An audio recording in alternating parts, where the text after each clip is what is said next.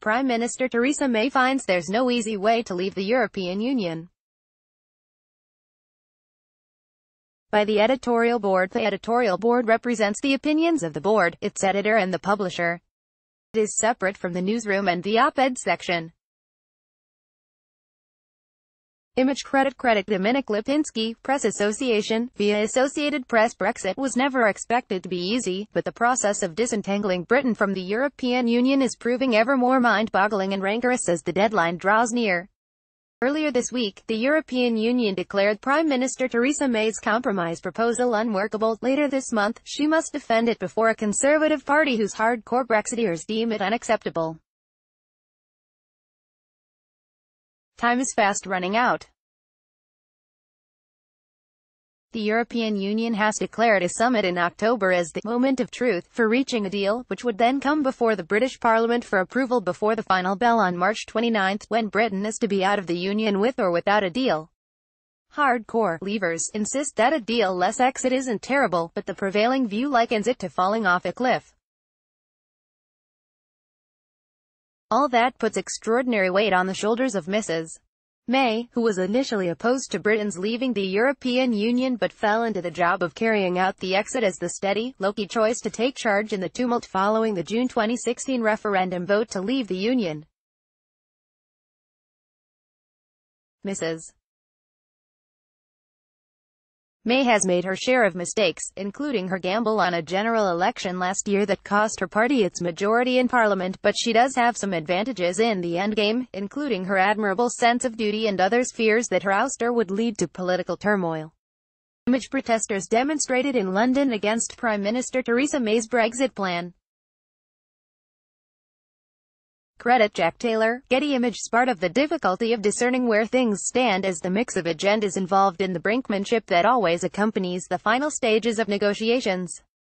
European Union leaders, especially the French President, Emmanuel Macron, are determined to make the exit as painful as possible to deter other Union members from defecting.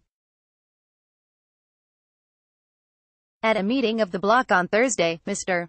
Macron said that Leave victory in the 2016 referendum was orchestrated by politicians who predicted easy solutions. Those people are liars, he said. At home, Mrs. May faces anti-union rebels within her party, like Boris Johnson, her former foreign secretary, who quit over the compromise proposal she pushed through her cabinet in June, by which Britain would remain in a free trade area with the bloc for goods but not for services.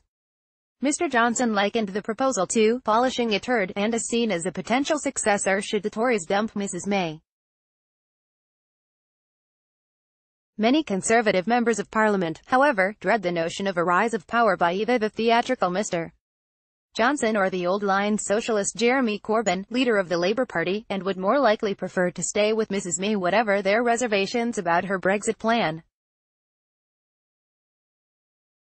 In the European Union, too, some Eurosceptic leaders like Viktor Orban of Hungary are sympathetic to Britain's intent to leave the Union and oppose Mr. Macron's hard line. In the end, Mrs. May's best hope probably lies in a fudged agreement that would leave many specific details to be resolved in a transition period beyond the March deadline. That would make it easier for the Prime Minister to get approval from Parliament and to keep working on the devilish details, like what to do about the Irish border. With Britain out of the bloc, there would be a need for customs controls between Ireland, a European Union member, and Northern Ireland, a British province, a logistical and political nightmare that nobody wants.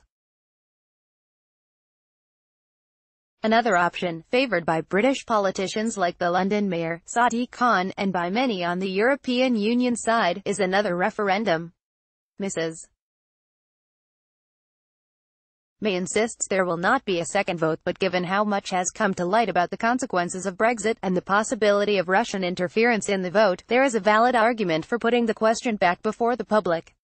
However the game plays out, what is clear, to paraphrase a famous Englishman, is if it were done when 'tis done, then 'twere well it were done amicably, and not too quickly. Making Britain an example to other Eurosceptics is not a valid argument for trammeling up the process, since any country that opts to quit will very likely do so for its own reasons.